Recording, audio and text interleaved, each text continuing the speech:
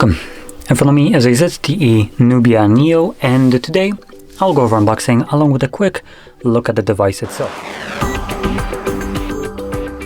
So let's just get straight into it. Kind of pop it open. There we go.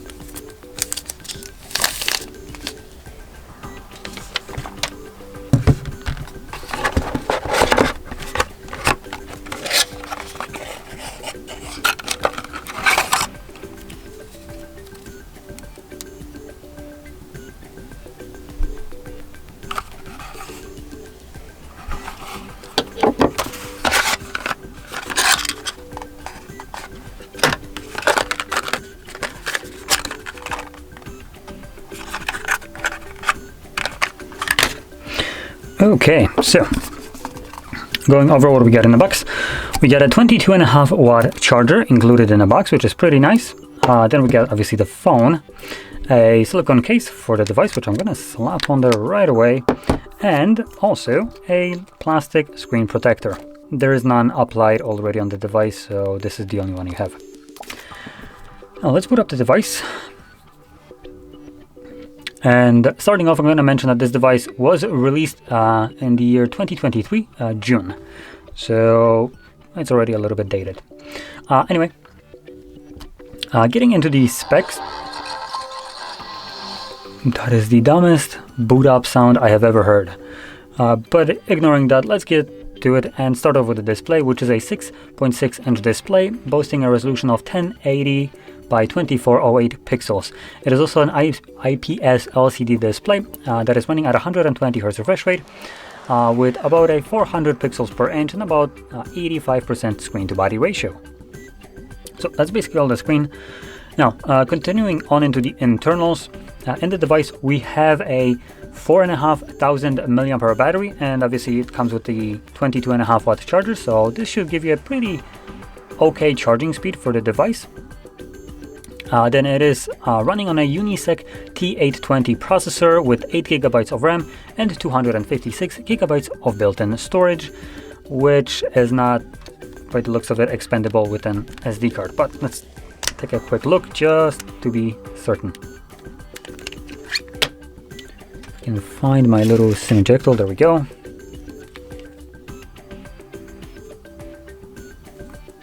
Oh, there we go.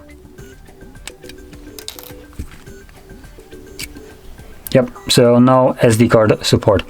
So unfortunately, the 56 GB of storage that you get is the only storage that you actually have on here, unless you would be using something like this thing. But obviously this is more to transfer data over when you run out of it and then just keep on going. You wouldn't be using this all the time.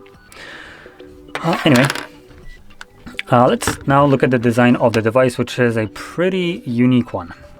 So at the back, we have a plastic cover, or plastic bag basically, with this weird looking design on it, very gamery. Then we have our cameras with this gold kind of like finishing. It's more like copper color rather than gold, just like the little circle right here and the accents. So yeah, they have this kind of copperish color to it, though to be completely honest, these seem more goldish. This seems more copperish. Anyway, so the camera's right here. The main one is a 50 megapixel wide sensor, and then below that we have a 2 megapixel depth sensor, so basically a useless trash camera. And then at the front we have a 8 megapixel wide sensor. Now with front and back, your maximum resolution and frame rate will be 1080p at 30 frames, which again kind of aligns with the device itself, considering this is a more of a budget device coming in at about 180 euros. It is closer to mid-range, but I would still consider devices that are below 200 to be at a low end. And there's a couple things that already kind of stand out at the low end devices. So we do have a 120 Hz refresh rate, which is really nice to have, and honestly a reasonable charging speed for such a device when you compare it to something like Samsung's, which uniformly, well, maybe not uniformly, but primarily supported 22.5 watt charging as well. And some of those devices cost $1,800 freaking dollars. This costs 180, 10 times less, and yet it has the same charging speed and also has the same battery capacity as the $1,800 device that Samsung offers. In any case, so screen right here is pretty good. The battery capacity itself is a little bit on a lower end, so that is something to keep in mind. Now, continuing on, this device runs on Android 13 right off the box, and there is a chance that it will probably get an update to Android 14 as it was released, well, still in the I would say two-year support kind of margin, where it should still get support for Android 14 update to it. So that is something that you should possibly get on this device, though it's not really mentioned anywhere, so take that with a grain of salt. Most devices do have a update for the devices for about 2 years since their release, so this device should technically fall under that category. And well, that's about everything about the device. Now, one last thing that I didn't mention is we do have a fingerprint sensor that doubles as a power button on the side right here, along with the volume markers a little bit above. And then we do have a Type-C charging port, which is pretty nice, though nowadays, from now on, no device will be able to sell in Europe with a micro USB or any other thing other than Type-C, as long as it can be charged with a cable.